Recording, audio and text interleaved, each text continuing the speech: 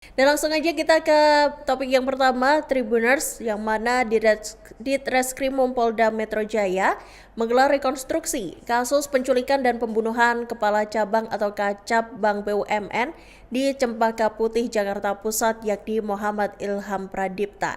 Dan diketahui Tribuners ada sebanyak 57 adegan yang diperagakan nih saat rekonstruksi dalam peristiwa pada Agustus 2025 lalu. Pantauan Warta Kota pada Senin 17 November 2025, rekonstruksi itu Tribuners digelar di lapangan Air Mancur, tepat di depan gedung Ditreskrimum Polda Metro Jaya, Jakarta Selatan. Dan mereka ini terlihat dikalungkan kertas putih. Tribuners itu berisi nama dan juga statusnya nih sebagai tersangkakah atau sebagai saksi. Rekonstruksi ini melibatkan jaksa, kemudian ada LPSK, ada pula polisi militer, kemudian ada juga keluarga korban dan kuasa hukum dari keluarga korban. Rekonstruksi ini Tribuners dilakukan di sejumlah titik, mulai dari area parkir Lotte Mart hingga wilayah Bekasi, dan ini memperagakan proses penculikan hingga pembuangan korban. Dan rekonstruksi ini Tribuners juga mengungkap nih detik-detik penculikan Kacab Bank BUMN tersebut. Semua bermula dari sebuah pertemuan Tribuners di sebuah warung kopi nih. Erasmus Wawo dan kelompoknya ini diketahui berkumpul, kemudian mereka ini menyepakati pada hari itu sebagai waktu untuk eksekusi terhadap korban yakni Ilham. Dalam rekonstruksi terungkap bahwa Kopda Ferry Herianto menyerahkan uang senilai Rp350.000 Tribuners kepada Reviando Akwin Nashandi. Uang itu kemudian digunakan nih untuk membeli perlengkapan seperti lakban, kemudian ada handuk kecil, ada juga masker, hingga beberapa bungkus rokok dan juga peralatan yang kemudian dipakai selama penculikan berlangsung.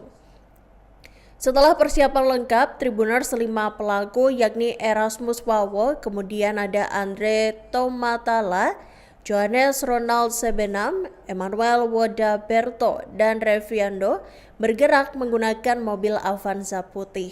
Sementara Kopda Ferry dan Serka Franky menggunakan mobil Kalia dan berjalan di depan menuju Lotte Mart. Dan di tengah perjalanan nih, Tribuners Avanza ini sempat berhenti. Kemudian Erasmus turun dan menutup 2 digit plat nomor dengan lakban hitam. Tindakan kecil namun krusial itu Tribuners menunjukkan nih betapa matangnya rencana yang sudah mereka susun sebelumnya. Dan sesampainya di lokasi nih, Tribuners Emmanuel kemudian melakukan tapping parkir. Tak lama kemudian mobil R3 hitam milik korban ini ikut masuk. Sementara itu mobil Avanza putih menunggu rapat di belakang mobil korban. Sembari Kopda Ferry ini mengabarkan lewat ponselnya bahwa target sudah tiba nih di lokasi. Dan ketika korban muncul, Tribuners Erasmus dan Andri ini langsung bertindak. Mereka langsung bergerak begitu. Mereka kemudian memaksa korban yakni Ilham masuk ke dalam mobil Avanza. Dan di dalam mobil itu Tribuners korban ini ternyata dibekap begitu menggunakan handuk kecil dan bagian mulut serta matanya dilakban. Ngeri juga ya Tribuners, yang kita lihat waktu itu mungkin CCTV dari luar TKP-nya begitu ya, ternyata di dalam mobil ini korban dibekap dan matanya dilakban. Kemudian selain itu Tribuners tangan dan juga kaki korban ini juga diikat untuk mencegah adanya perlawanan dari korban. Dan dalam perjalanan keluar dari Lotte Mart, Tribuners korban ini juga sempat memberontak dan juga berteriak. Rekonstruksi memperagakan bagaimana Erasmus ini kembali menutup wajah korban saat melewati gerbang parkir Tribuners. Korban disebut terus meronta-ronta, termasuk saat mobil ini melintas di depan Kodam Jaya. Dan di titik itu, Erasmus ini memukul paha korban sebanyak 3 kali Tribuners, serta memukul bagian lengan kiri dan juga jidat korban sambil mengancam agar korban tidak melawan. Komunikasi dengan Ferry juga terus dilakukan untuk mengatur rencana pertemuan berikutnya Tribuners. Dan saat memasuki tol dalam kota, korban ini kembali memberontak gitu ya. Dan menurut reka ulang ini, Erasmus juga kembali melakukan penganiayaan terhadap korban di dalam mobil. Dan mobil Avanza itu kemudian tiba di kawasan Kemayoran dan bertemu dengan sebuah Toyota Fortuner yang berisi Johannes, Joko, dan M. Nasir yang merupakan anggota TNI serta Umri. Kemudian adegan berikutnya, Tribuners ini memperlihatkan proses pemindahan korban dari Avanza ke Fortuner. Ketika korban dikeluarkan, Ilham ini juga sempat terjatuh dan kemudian dia ini meminta tolong Tribuners. Dan di saat itulah Erasmus dan rekan-rekannya dibantu Johannes dan juga Joko kemudian mengangkat korban untuk dimasukkan ke dalam kendaraan Fortuner. Dan di saat itu korban ini juga kembali berteriak gitu Tribuners, dia meminta tolong gitu. Dia bahkan menyebutkan dalam teriakannya itu bahwa dia sedang diculik gitu. Tolong, ini penculikan gitu. Dan sebelum mulutnya dibekap gitu ya Tribuners, dia sempat meminta pertolongan kepada orang-orang yang ada di sekitar begitu ya.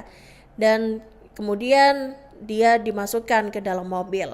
Dan para tersangka juga memperagakan nih Tribuners penyerahan tas berisi kunci dan juga dompet milik korban serta handuk dari Ronald kepada Johannes dan juga Joko.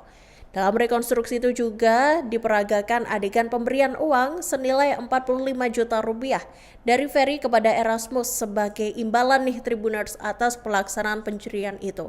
Jadi memang penculikan ini disetting begitu ya dan mendapatkan imbalan berupa uang senilai puluhan juta. Di dalam mobil Fortuner Tribuners, korban ini kembali melakukan perlawanan hingga ia kemudian diinjak oleh para tersangka. Posisi pengemudi sempat beberapa kali berganti juga Tribuners antara Umri, David dan kemudian Johannes juga Joko saat kendaraan ini menuju ke wilayah Cikarang. Dan pada 31 Agustus sekira pukul 00:30 Tribuners, mobil Fortuner ini tiba di Karangsambung, Bekasi. Menurut adegan rekonstruksinya ini, Johannes ini memberikan perintah agar korban ini dibuang. Meski perintah tersebut dibantah olehnya saat reka ulang. Kemudian Nasir diperagakan menarik korban nih dengan handuk yang melilit lehernya. Kemudian bersama Joko dia menyeret korban sebelum akhirnya membuangnya di lokasi tersebut. Dan saat ditanya penyidik Tribuners apakah korban ini masih bernapas, ternyata para tersangka ini mengaku bahwa mereka tidak mengetahuinya. Setelah pembuangan Johannes, Joko dan Nasir serta David Tribuners, mereka meninggalkan lokasi dan berganti pakaian. Dan selesai kejadian itu, Joko kemudian menelepon Dwi Hartono yang disebutnya sebagai otak pembunuhan atau dalang dari pembunuhan ini. Dalam pertemuan itu dijelaskan proses penculikan korban sampai kemudian pembuangan yang tidak sesuai dengan rencana. Dan ternyata Tribuners korban ini sempat dibujuk untuk membobol bank tempatnya bekerja. Kepala Cabang Pembantu atau KCP Bank BUMN di Cempaka Putih, Jakarta Pusat yakni Muhammad Ilham Pradipta ini diduga sempat dibujuk Tribuners oleh 3 orang yang hendak membobol bank tempatnya bekerja. Informasi ini diungkap kuasa hukum keluarga korban yakni Boyamin Saiman saat mendatangi Polda Metro Jaya, Kebayoran Baru, Jakarta Selatan pada Selasa 21 Oktober 2025 lalu. Menurut Boyamin, pertemuan antara Ilham dan ketiga orang tersebut terjadi 3 hari sebelum korban ini akhirnya ditemukan tewas Tribuners. Ketiga orang tersebut, kata Boyamin, mendatangi Ilham di sebuah minimarket dan berupaya membujuknya agar terlibat dalam rencana pembobolan bank. Namun ternyata ajakan itu ditolak oleh Ilham. Tim 3 orang itu kemudian mengabari Dwi Hartono bahwa mereka ini gagal untuk membujuk Ilham yakni sang korban begitu Tribuners. Dan Boyamin menduga usai bujukan ditolak, para pelaku ini kemudian mulai mencari-cari mulai menggunakan cara-cara yang intimidatif begitu. Ia juga mengungkapkan salah satu orang yang mendekati Ilham yakni Denny ini merupakan warga Bandung yang pernah divonis 1 tahun penjara dalam kasus penggelapan. Download Tribun X sekarang, menghadirkan lokal menjadi Indonesia.